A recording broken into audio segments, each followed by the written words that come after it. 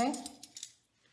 Why is dementia dangerous? Why is it dangerous?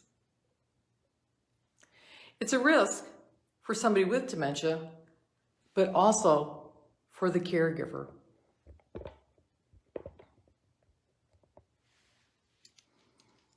This risk is a safety risk when somebody with dementia is living at home. Now, dementia takes a different course for everyone. Some may pass away of something else other than dementia before dementia runs its full course. Others will suffer severe symptoms for a very long time. I'm going to tell you some stories today. These are real stories. These stories aren't to poke fun at any one person or diagnosis, but these are real stories about somebody with dementia living at home. Sarah is 74. She lives at home with her husband. They live in the marital home. Her husband has Lewy body dementia, and she is the caretaker for her husband. He suffers from lack of judgment and hallucinations. Her call was on the heels of a frustration of her husband doing the laundry. Instead of throwing laundry soap into the washer, he threw a cup of blue paint. Not only did he ruin all the laundry, he also ruined the washing machine. So Sarah and I talked about safety and what she could do, the options to help keep him safe. And I could tell as we were talking, she was feeling a little bit guilty that she even made the call. Her husband was retired military, had provided well for the family. He had a great income. And so Sarah chose to wait.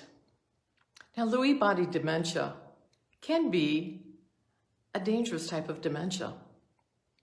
Some months later, Sarah called, and this time she had to do something. She was awakened in the early morning hours by voices in the living room.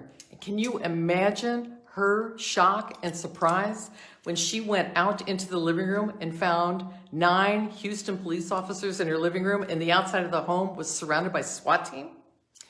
Well, evidently her husband had called the Houston police and said that he was alone and armed and he needed backup, that the enemy was trying to invade and he could see that they were pointing guns at him through the windows. By the time Sarah entered the living room, the police had disarmed her husband and were getting ready to escort him out to the ambulance.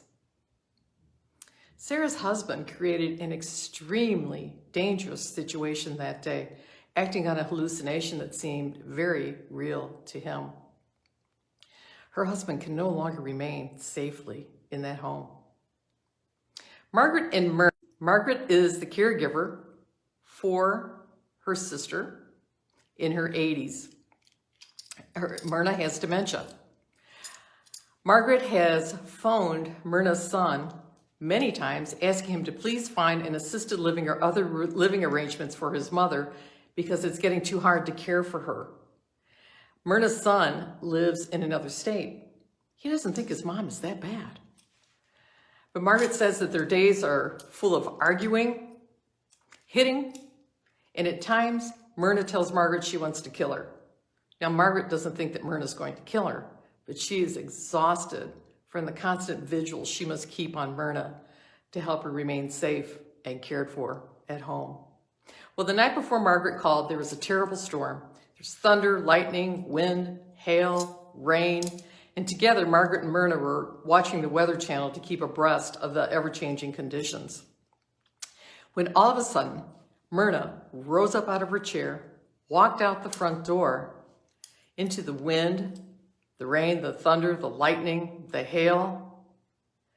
And Margaret said, "Myrna, get back in here." And Myrna said, "No, didn't you hear? The weatherman said, get outside, stay away from the windows, and get to a safe place." Oh, Margaret could not talk her to coming back in for anything. So she wound up calling 911 to get Myrna back into the home.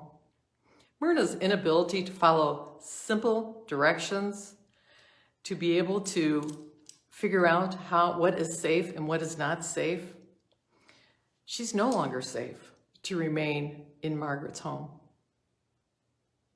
Years ago, I decided to volunteer for the Alzheimer's Association breakfast taco fundraiser. We were making tacos in a memory care community, and it was my first time for spending time in a memory care community. So I arrived at 5:30 a.m. with the other volunteers. We all introduced ourselves to each other and quickly got about making the tacos. One of the volunteers, his name was Doug, didn't say much, but I noticed he had on his company polo shirt with the company logo here on the left side. As it got closer to 7 a.m., we were under the gun to finish up the tacos and get them out the door. It was all hands on deck. So I called Doug to come over and help. So as Doug started walking toward me, I noticed he had all these forks sticking out of the waistband of his pants. And I thought, uh-oh, I don't think Doug's a volunteer.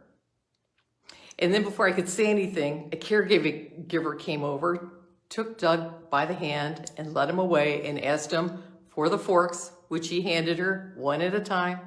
And she thanked him, never correcting him, never shaming him, but thanking him for bringing the silverware over to the breakfast table. Now, is carrying around forks in your pants dangerous?